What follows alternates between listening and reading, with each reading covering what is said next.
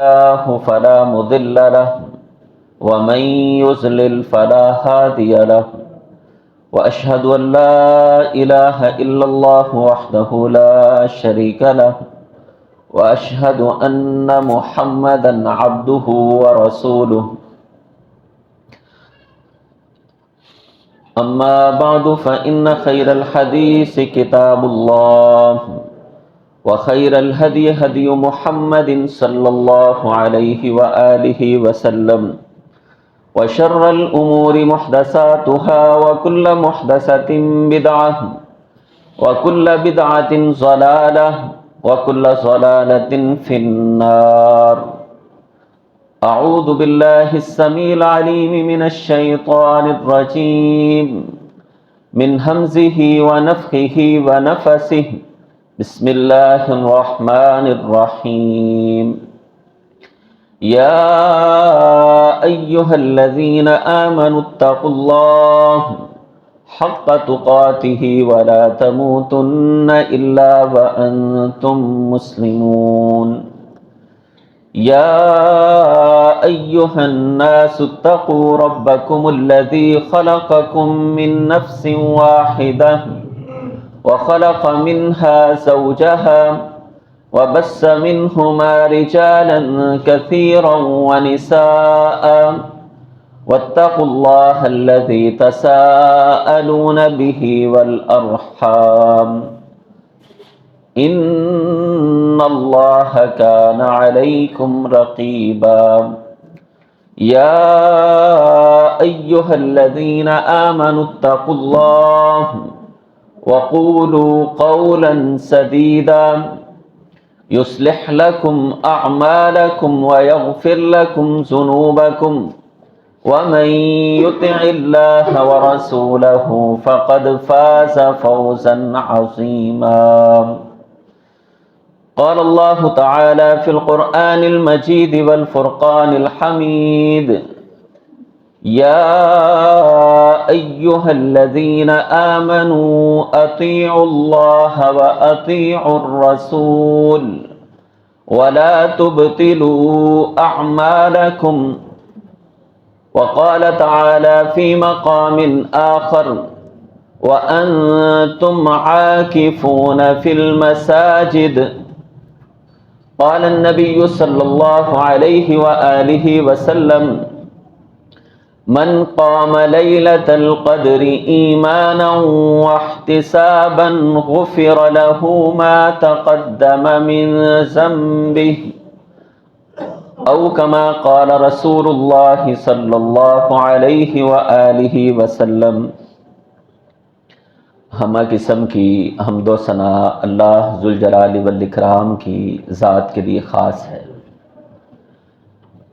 جو ہم سب کا خالق، مالک، رازق و مشکل کشا ہے، ہماری زندگی اور موت کا مالک ہے، نفع اور نقصان کو جاننے والا ہے. وہ عطا کرنے پر آئے کوئی روک نہیں سکتا، وہ روک لے دنیا کی کوئی طاقت اللہ ذوالجلال والاکرام سے چھین نہیں سکتی ہے.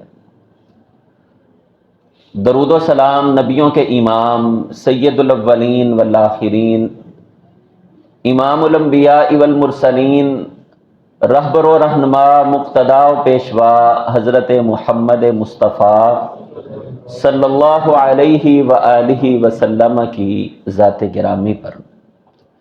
سامعین محترم، بھائیوں، دوستوں، بزرگوں، عزت مآب، پردہ نشین اسلامی روحانی ماؤں اور بہنوں، اللہ ذوالجلال والاکرام کا ہم سب پر بہت بڑا فضل اور احسان ہے کہ خالق کائنات نے ایک مرتبہ پھر زندگی میں رمضان بھیجا. آج ہم 20واں روزہ گزار رہے ہیں اور رمضان المبارک کا تیسرا جمعہ ادا کرنے کے لیے مسجد میں موجود ہیں. بہت سے لوگ ایسے بھی ہیں، رمضان موجود ہے، روزوں کا سیزن اور موسم موجود ہے، جہنم کے دروازے بند ہیں، جنت کے دروازے کھلے ہیں، شیطان کو اللہ ذوالجلال والاکرام نے جکڑا ہوا ہے، رحمت کے فرشتے روزانہ کی بنیاد پر ہر ٹائم اور ہر لمحہ لوگوں کی بخشش اور مغفرت کر رہے ہیں، لیکن بہت سارے بد نصیب ابھی بھی ایسے ہیں جو رمضان سے فائدہ نہیں اٹھا رہے ہیں۔ یہ اللہ ذوالجلال والاکرام کا ہم پر بہت بڑا احسان ہے کہ اللہ نے ہمیں رمضان عطا کیا، اور رمضان کی قدر کرنے کی اللہ ذوالجلال والاکرام نے توفیق عطا فرمائی ہے۔ آج کے خطبے میں جس حوالے سے چند باتیں آپ احباب کے سامنے رکھنا ہے کہ جب رمضان المبارک کا آخری عشرہ شروع ہوتا تو اللہ کے رسول صلی اللہ علیہ وآلہ وسلم اس آخری عشرے کے اندر کیا کیا کرتے تھے، آپ کا آخری عشرہ کیسا ہوا کرتا تھا۔ صحیح بخاری کے اندر روایت موجود ہے، اما جان سیدہ عائشہ رضی اللہ تعالی عنہا بیان کرتی ہیں، امام کائنات محمد الرسول اللہ صلی اللہ علیہ وآلہ وسلم کی یہ عادت مبارکہ تھی، اذا جاء اشر الاواخر، جب رمضان کا آخری عشرہ شروع ہو جاتا، شد میزرہ ایقظ اہلہ احیا لیلہ، تو پیارے پیغمبر جناب محمد الرسول اللہ صلی اللہ علیہ وآلہ وسلم جو سال بھر کثرت کے ساتھ اللہ کی عبادت کرنے والے تھے، لیکن رمضان کا جب آخری عشرہ شروع ہوتا تو نبی مہرباں حضرت محمد کریم صلی اللہ علیہ وآلہ وسلم اپنا ازار، اپنا تہبند، اپنی کمر کس لیا کرتے تھے کہ رمضان کے آخری ایام شروع ہونے والے ہیں۔ احیا لیلہ، پیغمبر کی سال بھر کی راتیں اللہ کی عبادت میں گزرا کرتی تھیں، لیکن رمضان کے آخری ایام میں جہاں خود جاگتے، اپنے گھر والوں کو بھی جگایا کرتے تھے، اپنی بیویوں کو جگایا کرتے، گھر والوں کو جگایا کرتے، دوستوں احباب کو جگایا کرتے۔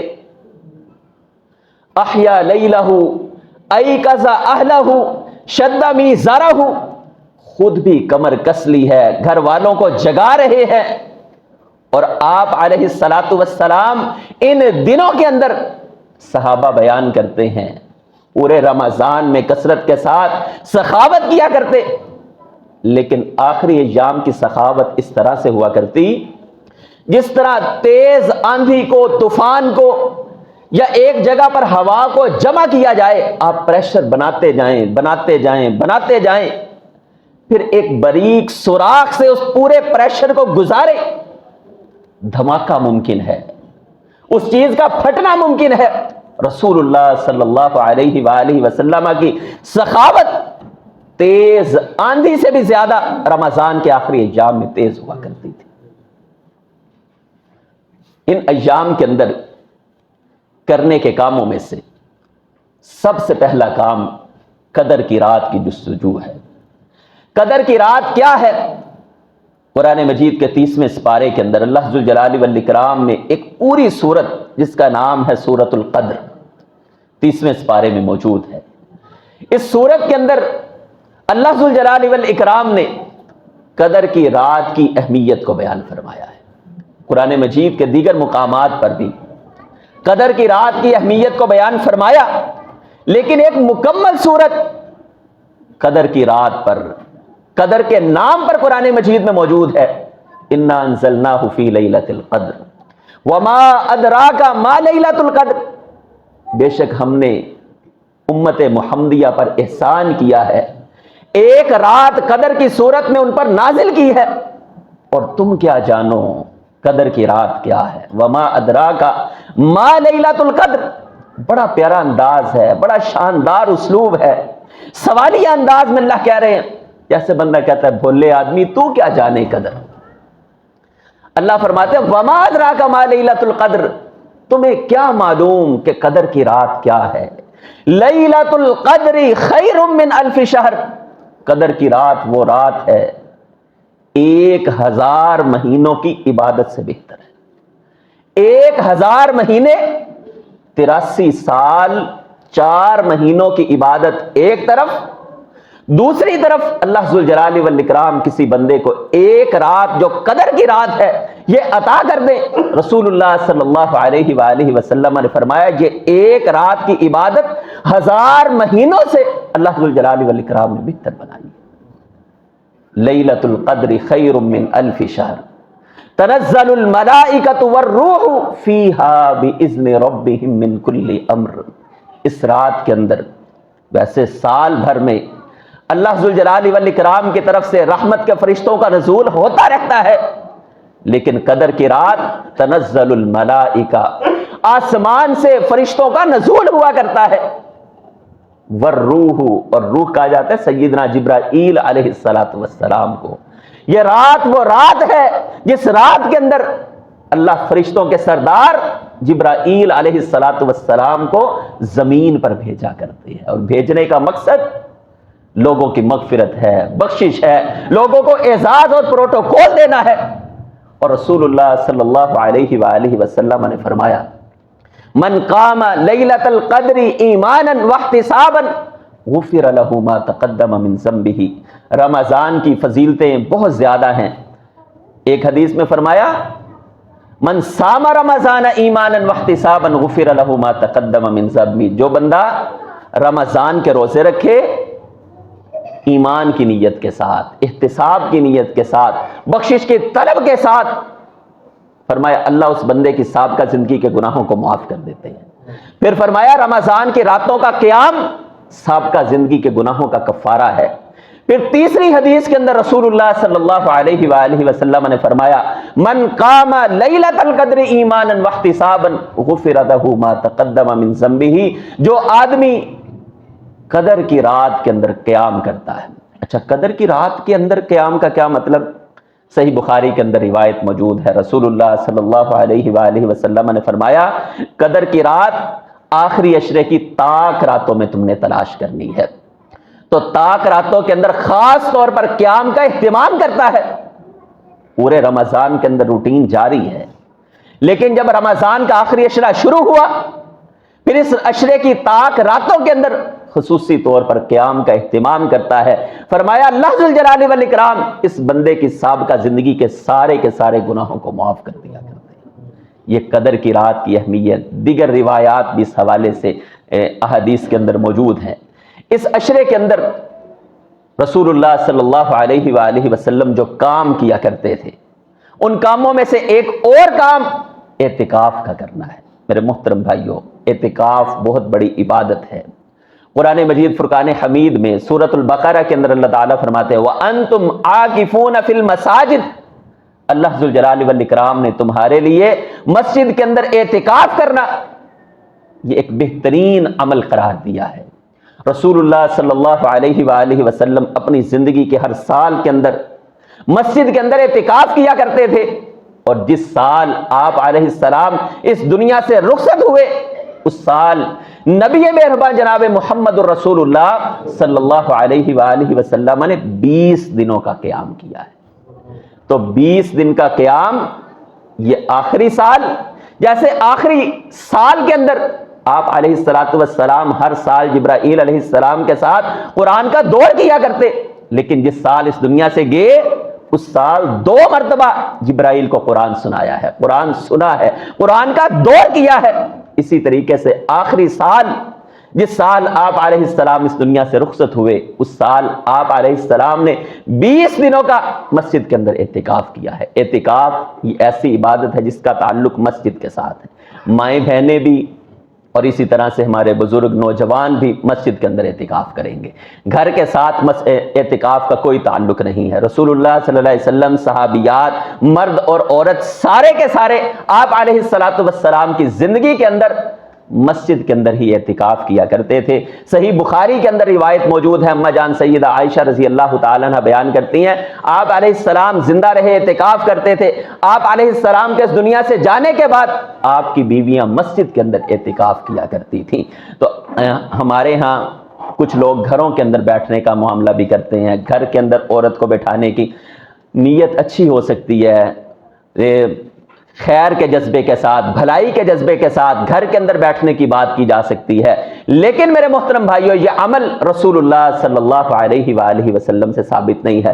بہت سارے ساتھی یہ بات کہتے ہیں گھروں کے اندر معاملات بھی چلتے رہتے ہیں، عورت محفوظ بھی ہے، اور اسلام نے سب سے زیادہ عورت کی حفاظت کی بات کی ہے مسجد کے اندر۔ اگرچہ معاملہ مسجد کا ہے لیکن اس کے باوجود بھی عورت، جیسے نماز عورت کی مسجد کے مقابلے میں گھر کے اندر زیادہ افضل ہے، مسجد کے اندر جمعہ پڑھا جا سکتا ہے، عورت نماز کے لیے حاضر ہوگی، رسول اللہ صلی اللہ علیہ وسلم نے ترغیب دلائی، یہاں پر ترغیب ہے، لیکن عام نمازوں کے اندر عورت کی بہترین نماز وہ نماز ہے جو گھر کے اندر ہو، بلکہ بڑے کمرے سے چھوٹا کمرہ، چھوٹے کمرے سے مزید چھوٹا کمرہ رسول اللہ صلی اللہ علیہ وسلم نے بیان فرمایا۔ تو اسی طریقے سے اعتکاف کا تعلق اللہ کے گھر مسجد کے ساتھ ہے۔ رسول اللہ صلی اللہ علیہ وآلہ وسلم مسجد میں اعتکاف کیا کرتے۔ ہمارے ہاں بہت سارے ساتھی اپنے معاملات، جب انہوں نے کوئی معاملہ کرنا ہوتا ہے، کہیں پر ٹرپ رکھا ہوا ہے، کہیں جانا ہے، تو چھٹیاں لے لیا کرتے ہیں، مینج کر لیا کرتے ہیں، معاملات سیٹ کر لیا کرتے ہیں، ایک ترتیب بنا لیا کرتے ہیں۔ بھائیو کاش ہماری زندگی کے اندر، ہماری پلاننگز میں یہ بات بھی شامل ہو کہ میں نے سال کے اندر 10 دن اللہ کے گھر مسجد کے ساتھ خاص کرنے ہیں۔ میں بلکہ یہ چاہتا تھا کہ جیسے ہم آپ بھائیوں سے تعاون کی، دیگر چیزوں کی اپیل کرتے ہیں، آپ بھائیوں سے یہ بھی اس مرتبہ درخواست کی جائے، ریکویسٹ کی جائے کہ بھائیوں آپ نے مسجد کے اندر اعتکاف بیٹھنا ہے۔ پچھلا سال ایسا گزرا کہ ہماری اس مسجد کے اندر کوئی بھی بھائی اعتکاف میں نہیں بیٹھا ہے، تو بڑی ایک عجیب سی بات، آپ مسجد کے اندر اعتکاف ضرور کریں، بلکہ ایسی مساجد کو ترجیح دیں۔ میں یہ سمجھتا ہوں بڑے بڑے مراکز کے اندر بیٹھیں، تربیت ہوتی ہے، اصلاحی دروس ہوا کرتے ہیں، لیکن کئی دفعہ ایسے معاملات کے اندر اصل روح سے انسان محروم ہو جایا کرتا ہے۔ بلکہ ایک ایسی مسجد جہاں پر ایک تنہائی میسر ہے، آپ کا اور اپنے رب کا تعلق، جہاں پر آپ ایک مکمل خلوت کے ساتھ، ورنہ دروس، اور میرے خیال سے دروس کا اہتمام اگر ایک آدھا درس اچھا سا رکھ لیا جائے، لیکن ایک فجر، ظہر، عصر، مغرب، عشاء، ہر ٹائم انسان کی پرسنل عبادت، دعا کا کوئی ٹائم ہی اسے میسر نہیں آ رہا، تو ایسی مسجدیں آپ اس مرتبہ، بلکہ ہماری مسجد کے یہ جو بزرگ ہیں، میرا ان سے یہ مطالبہ ہوگا، ریکویسٹ ہوگی کہ مسجد کے ساتھ یہ بھی آپ کا ایک تعلق ہے، اور اللہ کے گھر کے ساتھ کہ آپ ٹائم نکال کر، آپ کس کے مہمان ہیں اور میزبان کون ہے، شاید مجھے اور آپ کو اس بات کا اندازہ نہیں ہے۔ میری مصروفیات ایسی ہیں، میری یہ کوشش ہوتی ہے کہ جو کہا جائے پہلے اس پر عمل کیا جائے، باقی جو کمیاں کوتاہیاں اللہ تعالیٰ معاف فرمائے۔ میرا اپنا ذاتی یہ دل اور شوق ہے کہ میں بھی اس مسجد کے اندر بیٹھوں اور آپ بھائیوں کے ساتھ، لیکن تراویح کی مصروفیات کی وجہ سے یہ خواہش پھر انشاءاللہ کسی ٹائم پوری کریں گے۔ لیکن یہ جو بزرگ ہیں، خاص رسول اللہ صلی اللہ علیہ وسلم نے فرمایا بزرگی ایک الارم ہوا کرتی ہے۔ بھائیو جیسے بندہ کہتا ہے بھائی ٹائم پورا ہونے والا ہے، ویسے زندگی کا کسی کا بھی پتہ نہیں، میں آپ سے پہلے جاؤں، آپ مجھ سے پہلے جائیں، یہ معاملات اللہ بہتر جانتے ہیں، باپ زندہ ہے بیٹا چلا گیا، بیٹا زندہ ہے باپ چلا گیا، یہ معاملات اسی طرح۔ لیکن جب ایک الارم بج چکا ہے، ایک گھنٹی بج رہی ہے کہ بندے بس پھر گھروں کے اندر، اور یقین جانے کوئی مصروفیات بھی نہیں ہے، تو خاص طور پر میری آپ بھائیوں سے درخواست ہے کم از کم 10 دن نکال کر، اچھا 10 دن نہ بیٹھ سکے، جتنے بھی دن بیٹھ سکے، یہ بھی پابندی نہ کریں۔ ایک مسنون اعتکاف رسول اللہ صلی اللہ علیہ وسلم سے اور صحابہ کرام سے، اگر ایک دن کوئی بیٹھنا چاہے، 3 دن بیٹھنا چاہے، 5 دن بیٹھنا چاہے، یہ عمل بھی ثابت ہے، لیکن یہ مسنون اعتکاف نہیں ہوگا۔ مسنون اعتکاف 10 دن کا اعتکاف ہے، ورنہ ایک دن کے لیے اگر ٹائم ہے، کچھ ٹائم کے لیے اللہ کے گھر کے ساتھ۔ اچھا جو ساتھی مسجد کے اندر اعتکاف کریں وہ کیا کریں؟ ہمارے ہاں اعتکاف کے لیے بیٹھ جاتے ہیں، پھر کئی دفعہ میرے جیسے ساتھی جن کو پورے سال کی تھکاوٹ چڑھی ہوتی ہے، تو یہ ہماری تربیت گاہ ہے۔ مسجد کے ساتھ اپنا ایک تعلق بنائیں، مضبوط تعلق بنائیں، نماز قضا نہ ہو، مسجد کے اندر میں موجود ہوں، اعتکاف بیٹھا ہوں، اور پھر میں باتیں کر رہا ہوں، دائیں بائیں پھر رہا ہوں، میری نمازیں رہ رہی ہوں، میں مسجد کے اندر اذان کا شوق رکھوں، مسجد کی صفائی کا شوق رکھوں، قرآن کی تلاوت کا شوق رکھوں، ذکر و اذکار کا شوق رکھوں۔ اشراق اگر میں نے سال بھر نہیں پڑھی ہے، سال کے اندر یہ عبادت جو 10 دن مجھے میسر آ سکتی ہے. رسول اللہ صلی اللہ علیہ وسلم نے فرمایا جو آدمی فجر پڑھتا ہے پھر اپنی جگہ پر بیٹھا رہتا ہے, اذکار کرتا رہتا ہے یہاں تک کہ سورج نکل آتا ہے, سورج نکلنے کے بعد 2 رکعات نماز ادا کرتا ہے, اجر و ثواب کیا ہے؟ فرمایا اللہ ذوالجلال والاکرام اس بندے کو مکمل عمرہ ادا کرنے کا ثواب عطا فرما دیتے ہیں. اچھا, ایک عمرہ آپ علیہ السلام نے فرمایا عمرتن تامتن تامتن تامہ, 3 مرتبہ آپ علیہ السلام نے اس بات کی گارنٹی دی. فرمایا جو یہ عمل کرتا ہے اللہ ذوالجلال والاکرام اسے مکمل عمرے کا ثواب عطا کرتے ہیں, مکمل عمرے کا ثواب, مکمل عمرے کا ثواب. تو یہ عمل کیا جائے. 12 رکعات رسول اللہ صلی اللہ علیہ وسلم نے فرمایا جو آدمی سنتوں کی شکل میں ادا کرتا ہے, جس کی ترتیب آپ بھائی جانتے ہیں, فرمایا اللہ ذوالجلال والاکرام اس بندے کا گھر اپنی جنت کے اندر بنا دیا کرتے ہیں. اچھا, جس بندے نے جانا اسی کا گھر بنے گا نا, تو یوں سمجھے اللہ جنت بھی عطا کر رہے ہیں اور دنیا کے اندر اس بندے کو بشارت بھی عطا کریں گے, ہم نے تیرا گھر بنا دیا ہے جنت الفردوس کے اندر. تو جو ساتھی مسجد میں اعتکاف بیٹھے مائیں بہنوں کے لیے انشاءاللہ آئندہ سال سے یہ اہتمام ہم شروع کریں گے. تو اسی طریقے سے رسول اللہ صلی اللہ علیہ وسلم نے اس بندے کے لیے رحمت کی دعا فرمائی. فرمایا رحم اللہ امرأن صلی قبل العصر 4, اللہ تعالیٰ اس بندے پر اپنی رحمتوں کا نزول فرمائے. اچھا, دعا کون کر رہا ہے؟ امام کائنات محمد رسول اللہ صلی اللہ علیہ وسلم. اچھا, آپ علیہ السلام کا دعا کرنا یا بد دعا کرنا اللہ ذوالجلال والاکرام کی طرف سے ہوا کرتا تھا. اللہ اس بندے پر رحمت نازل کرتے ہیں جو آدمی عصر کی نماز سے پہلے 4 رکعات کا اہتمام کیا کرتا ہے, سنتیں. اچھا, 10 منٹ اللہ کی رحمتوں کا نزول ہے. تو یہ عمل ہم نے انشاءاللہ اس عشرے کے اندر کرنا ہے, اعتکاف کا عمل. اور دوسرا عمل قدر کی رات کی جستجو کرنی ہے. اچھا, قدر کی رات کی جستجو آسان بھی ہے, ویسے تو اللہ کی رحمت ہے, یعنی جسے اللہ عطا کرنا چاہیں اسے ہی ملنی ہے, لیکن اگر ہم اسے تلاش کرنا چاہیں تو آسان بھی بڑا ہے. دیکھیں 5 راتیں ہیں, 21, 23, 25, 27 اور 29, اور ان 5 راتوں میں سے ایک رات قدر کی رات ہے یقینی طور پر. اچھا, اگر کوئی آدمی 5 راتیں جاگتا ہے اور مکمل طور پر اپنے آپ کو عبادت کے اندر مصروف رکھتا ہے, قرآن کی تلاوت ہے, رات کا قیام ہے, دیگر عبادات اور دعائیں ہیں, تو خاص طور پر ان راتوں کے اندر جاگنے والے کو اللہ ذوالجلال والاکرام 5 میں سے ایک رات عطا کر دیا کرتے ہیں. ورنہ یعنی اگر آپ یہ کہ قدر کی رات کو کیسے پایا جائے, آپ 5 راتیں جاگیں. اور بھائیو یہاں پر کم بھی جاگ لی سو لیا تو کوئی مسئلہ نہیں ہے. امیر صاحب پروفیسر حافظ محمد سعید حافظہ اللہ تعالی ایک دفعہ فرما رہے تھے کہ زندگی میں تھکاوٹ اگر ابھی کوئی کہنا تو ابھی سو جاؤں, لیکن یہ سوچ رکھا ہے کہ نیند جو ہے جا کر قبر میں پوری کریں گے یا اللہ کی جنتوں میں جا کر پوری کریں گے. یہ دنیا کے اندر اپنے آپ کو کھپائیے, مصروف کیجئے. یہ 15-20 سال کی زندگی جس کے اوپر ساری کی ساری آخرت کا انہماک ہے, انحصار ہے, یہ آخرت کی کامیابی اسی کے اوپر کھڑی ہوئی ہے. اگر ہم ان 20 سالوں میں سو کر گزارتے رہے, جہاں کئی رمضان گزرے, یہ رمضان بھی ایسے ہی گزر گیا, تو حسرت ہی حسرت ہے, ندامت ہی ندامت ہے. آخری عشرے کے کاموں میں سے ایک اور اہم کام فطرانے کی ادائیگی ہے. فطرانہ ویسے عید کی نماز کے بالکل قریب دینا یہ زیادہ مستحسن عمل ہے, لیکن اگر ہم آخری عشرے کے اندر بھی غریبوں کو شامل کریں, یہ کس نے دینا ہے؟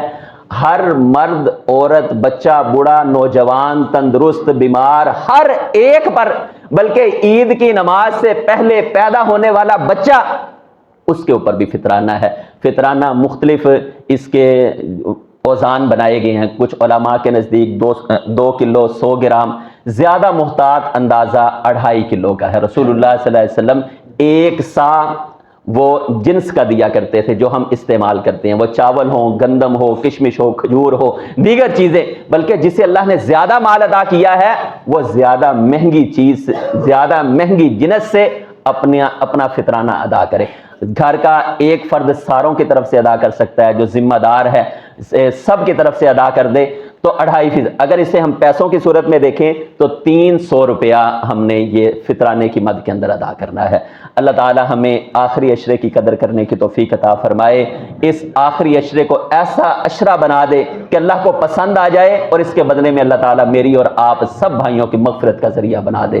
اللہ تعالیٰ ہم سب کو عمل کی توفیق عطا فرمائے. وآخر دعوانا ان الحمدللہ.